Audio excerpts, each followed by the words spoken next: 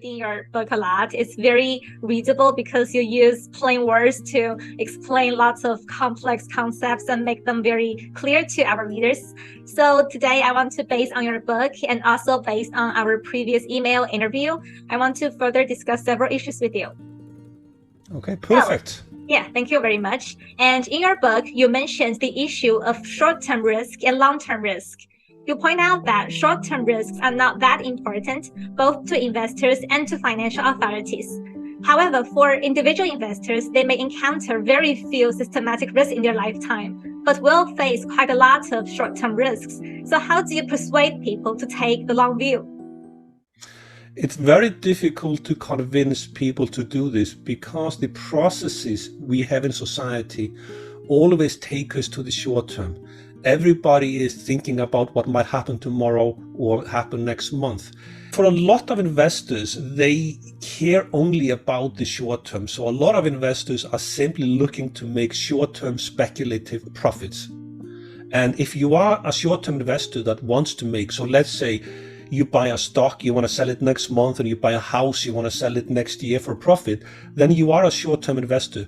However, what I think is that those investors who are thinking long-term, they often tend to be more sophisticated, and they tend to be the people who see through the cycle. So what we can do is that we can educate investors to think about the short term and the long term. And if they look at education materials that give them advice, then maybe we can help them. But however, in English, there's an expression: you can take a horse to water, but you can't make the horse drink. We can tell people about the long term and the short term, but if they don't want to do it, then we can't help them. Yeah, thank you for your answer. And in your book, you refer to the Minsky effect. Minsky argued that stability leads to panic and crisis because seemingly secure stability encourages people to take more risk. So does this mean that crisis and asset losses are inevitable for investors, or to say is finance inherently and inevitably flawed?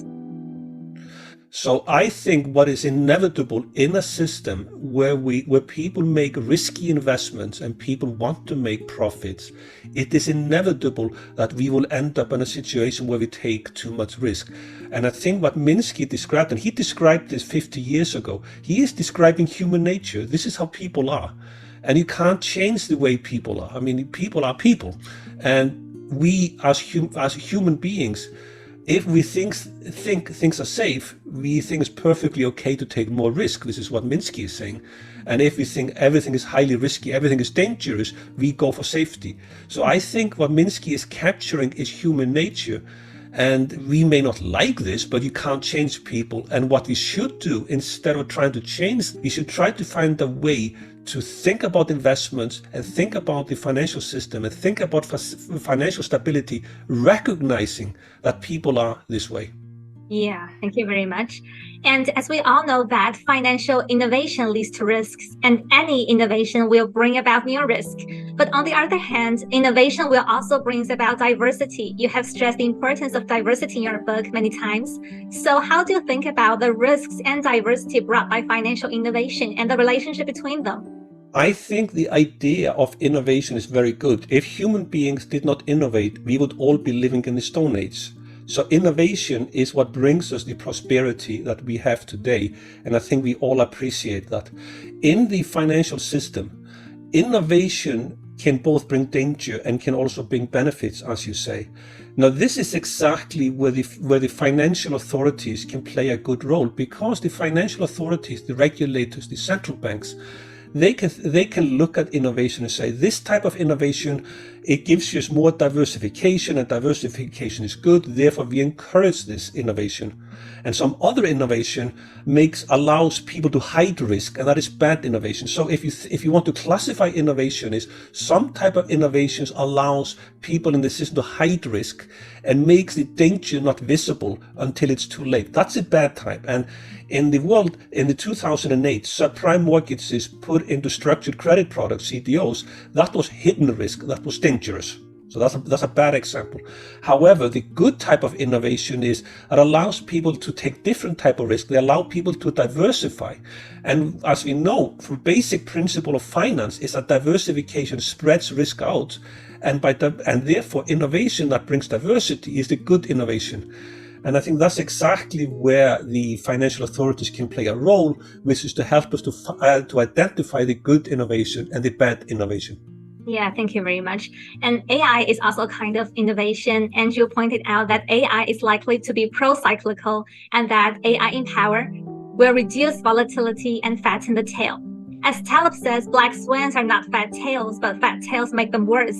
Today, AI has been deeply applied in all aspects of capital market, including robo-advisor, AI index funds, and so on. So how do you think about any solutions to this pro-cyclical risk? So artificial intelligence is very good at solving short-term problems in the financial system, day-to-day risk. It is very good in risk management, in risk forecasting, identifying fraud and things of that nature. And I think artificial intelligence will affect jobs in the years and decades to come. Now, when it comes to the financial system, what happens is that AI is very good at managing day-to-day risk. Like I say, risk management, risk forecasting, fraudulent transactions, money transfer, compliance with regulations. All of that is increasingly done really, really well with AI. The problem with AI is that the most important decisions, so somebody who's sitting at the top of the People's Bank of China might have to make once in their career a very important decision. Something important happens, and this person has been working for 30 years or 40 years, is now on top of the organization, and they have to maybe make one important decision. That is what the whole career has been building up to. And here is where AI has a disadvantage, because the way AI learns is by machine learning. It sees repeated patterns in the system. And as it keeps on observing things, it becomes better and better and better. But if you have somebody who is running the People's Bank of China making once in a lifetime decision, there is nothing you can train the machine learning algorithm on. And how does this person make a decision? Well, they know, because they're human beings, they know history, they know politics, they know philosophy, they know the economy, and they bring the whole knowledge they have as a human being together to make a very important decision at that time.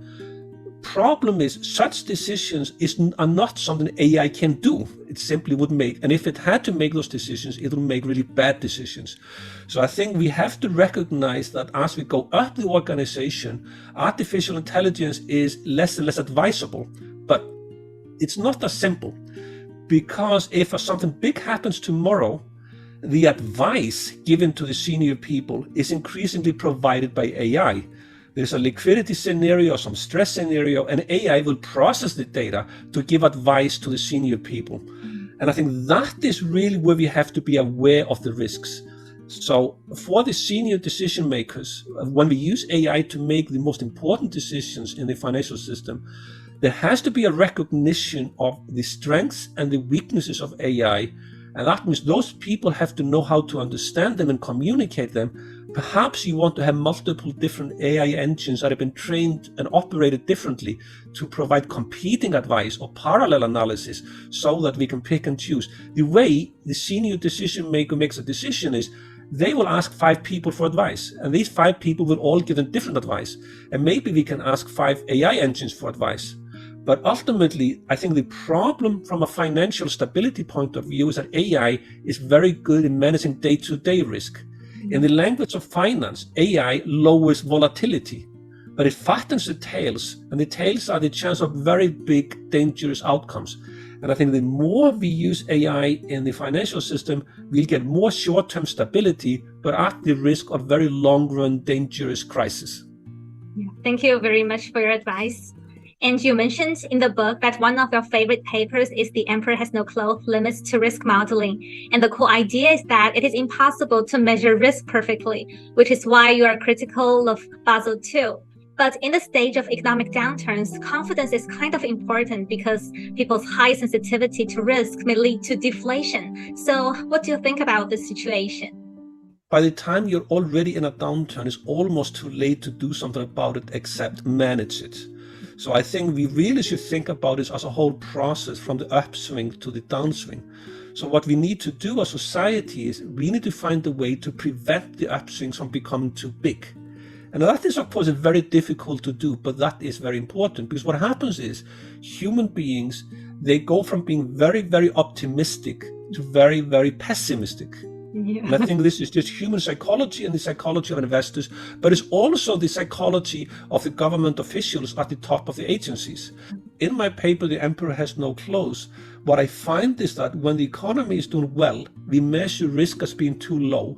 And when the economy is doing badly, we measure risk as too high. That leads to pro-cyclical behavior. It encourages us to be too optimistic when things are good and too pessimistic when things are bad. Therefore, anybody thinking about the cycle, the upswing and the downswing, needs to be aware that the risk measurements are misleading and they tell us the wrong thing.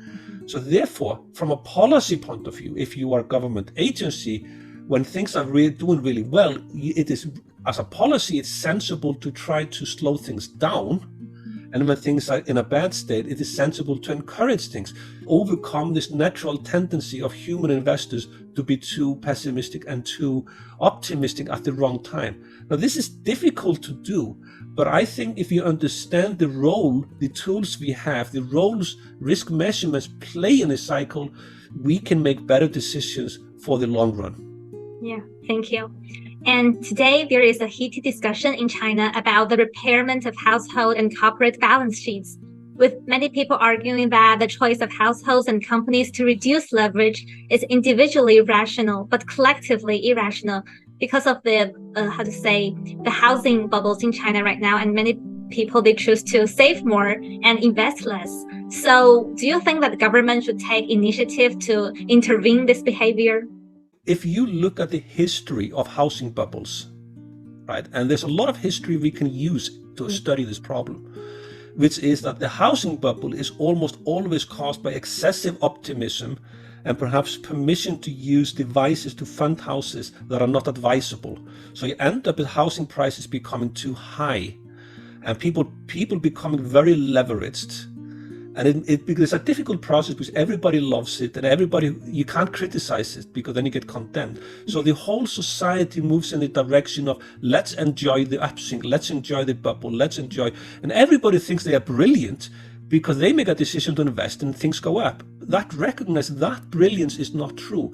So in a downturn, one of the most dangerous things for the government to do, and the history has shown this many, many times, if we are facing a situation where prices are excessive, leverage is too high, debt is too high, the longer we delay addressing the problem, the bigger the eventual correction is.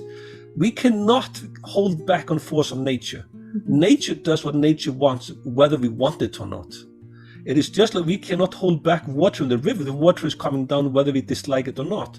And the same with the forces of a real estate bubble fueled by excessive leverage and too much borrowing. When that corrects, there's nothing we can do to prevent that from correcting. Mm-hmm. What we can do, however, is we can try to make the problem more difficult or less difficult. So I always think when a government is in the situation, I don't think there's anything China specific here. I think it's a universal thing. The government should do a few things. The government should allow the correction to happen, because if it doesn't allow the correction to happen, things will get worse. But the government should also recognize that there's a huge amount of human misery. People are in difficulty, and if people will suffer greatly, and the purpose of the government is to protect people. So I think we can do policies that protect the people in society, protect the companies from the worst outcomes, but still allow the necessary financial and economic correction to happen. So there is a sensible way and a non-sensible way of doing it, but the worst thing is to say, I hope things will be better tomorrow. Let's not do anything, and maybe it will be better tomorrow. I think people who have such solutions, they are providing the wrong solutions. It's a difficult problem, and we have to solve it as quickly as possible. Yeah, thank you very much. We really learned a lot from this interview, and that's all for today's interview.